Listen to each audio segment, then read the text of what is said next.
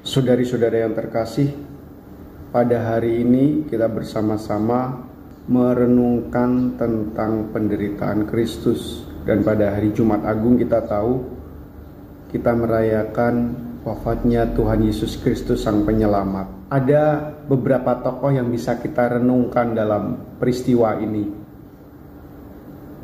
Mari kita melihat tokoh orang-orang yang menyalibkan Tuhan Yesus, orang-orang Yahudi, orang-orang yang selama ini sebenarnya mengenal Tuhan Yesus, tahu Tuhan Yesus, mendengarkan pengajaran Tuhan Yesus, yang selama Yesus berkarya selalu berdiskusi, kadang berdebat dengan Tuhan Yesus.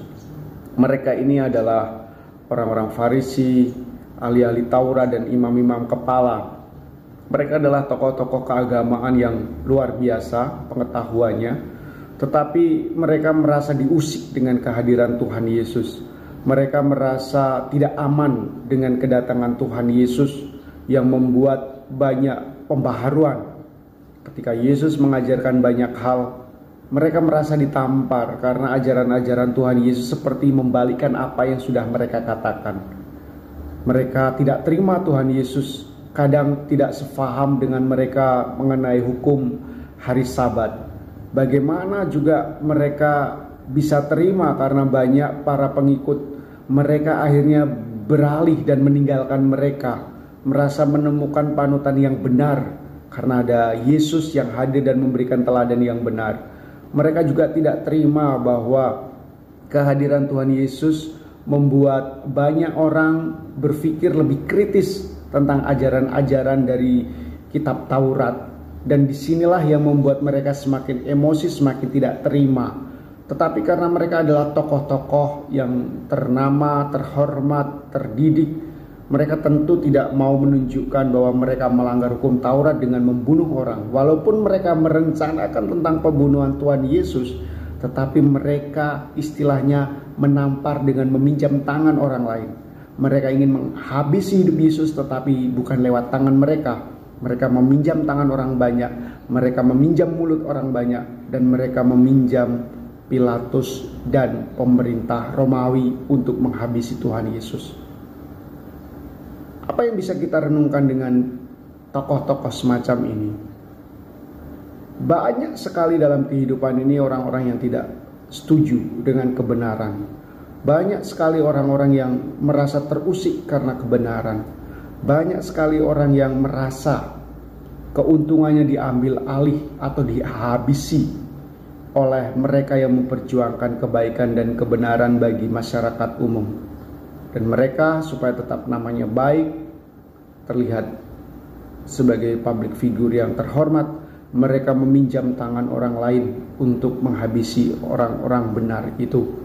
Saya rasa kita pun kadang mengalami ketika kita memperjuangkan sesuatu yang baik di antara teman-teman OMK misalnya, atau memperjuangkan sesuatu yang luhur di antara teman-teman muda lainnya atau lingkungan di paroki kita. Kita berhadapan dengan orang-orang yang merasa terusik dengan apa yang kita sampaikan. Suara kenabian kita berhadapan dengan orang-orang yang tidak terima. Maka kadang mereka tidak langsung berhadapan dengan kita, tetapi mereka meminjam orang lain untuk mengakhiri hidup kita, untuk menyelesaikan karya kita, untuk membuat kita jera dan akhirnya kita pergi meninggalkan mereka.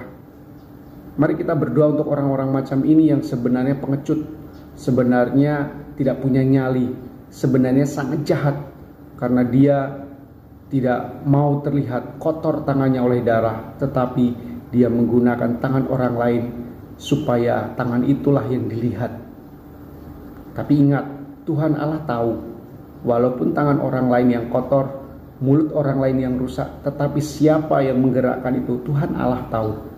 Semoga mereka ini bertobat, semoga mereka ini bukan diri kita. Ada tokoh lain yang bisa kita renungkan juga selama masa penderitaan Tuhan Yesus ini, yakni mereka yang selama ini bersama-sama Tuhan Yesus. Para murid, pengikut-pengikut Yesus yang dididik bersama dengan yang lain untuk mengenal apa yang menjadi ajaran Kristus, apa yang diperjuangkan Kristus. Ketika bersama dengan Tuhan Yesus, semuanya baik, semuanya menunjukkan prestasinya, semuanya mengatakan bahwa mereka akan setia. Tapi pada hari ini ketika Tuhan Yesus menjalani masa yang tidak mudah, ternyata mereka satu persatu meninggalkannya. Mulai dari Petrus, murid-murid yang lain, dan mungkin hanya beberapa murid yang masih setia melihat dari kejauhan, menemani Yesus berjalan, yakni Santo Yohanes dan Ibu Maria dan wanita-wanita lainnya. Saya ingin mengajak kita merenungkan, mungkin dalam perjuangan kita menjadi murid Kristus ada momen-momen di mana kita bersama Yesus merasakan baik dan sukacita, tapi ada masa di mana masa-masa itu sungguh sulit dan menyakitkan. Tetapi kadang kita tidak tahan dengan situasi itu. Walaupun kita berjalan bersama Tuhan, tapi kita tidak tahan. Dan kita melarikan diri. Kita pindah mencari tempat yang nyaman. Kita sungguh-sungguh mencari selamat untuk diri kita sendiri. Dan melupakan semua apa yang telah dibuat oleh Tuhan kepada kita. Permenungan hari ini membuat kita baik duduk dan menyadari bahwa perjuangan kita menjadi murid Yesus, menjadi orang Kristen di zaman ini, berhadapan dengan tantangan-tantangan yang kadang menggoda kita untuk meninggalkan Kristus, itu banyak sekali.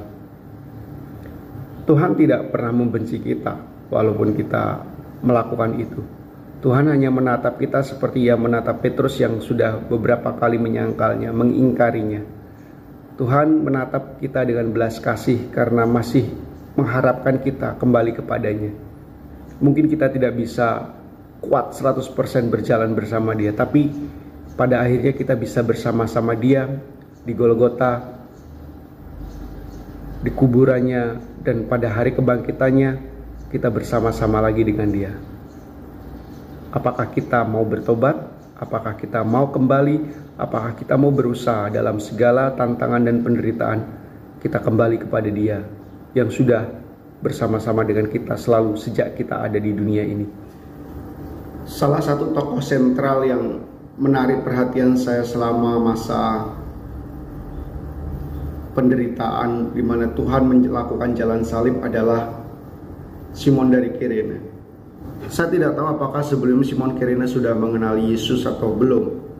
Saya tidak tahu apakah selama ini dia pernah mendengarkan ajaran-ajaran Yesus atau belum. Tetapi tanpa disengaja dalam perjalanan pulang kerja dia bertemu dengan rombongan prajurit yang membawa Yesus.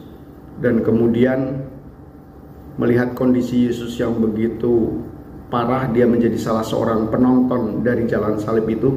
Dia diambil oleh prajurit begitu saja dan dia tidak bisa melawan kecuali hanya melaksanakan perintah si prajurit, dan dia membantu Tuhan Yesus memanggul salib menuju Golgota.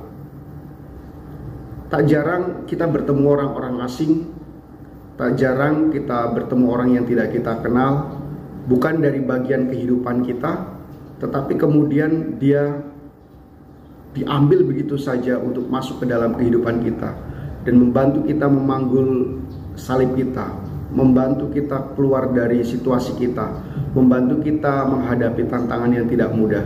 Dan itu seringkali pasti kita hadapi juga. Pada kesempatan permenungan pada hari penderitaan ini, baik kita mengingat begitu banyak orang asing yang masuk ke dalam kehidupan kita dan menguatkan perjuangan kita. Mereka ini saya yakin adalah Simon dari Kirene yang diutus oleh Allah untuk menyelamatkan kita supaya kita selesai pesiarahan di muka bumi ini. Kita berdoa untuk mereka, orang-orang yang tidak pernah kita kenal tetapi begitu mensupport perjuangan kita dan habis itu mungkin hilang dari peredaran hidup kita. Semoga mereka mendapatkan berkah yang melimpah. Semoga mereka walaupun meninggalkan kehidupan mereka demi kita, hidup mereka terberkati, keluarga mereka terjaga, dan kita yakin pengorbanan yang telah mereka buat untuk kita pasti akan dibalas oleh Allah dengan berkat yang sepadan.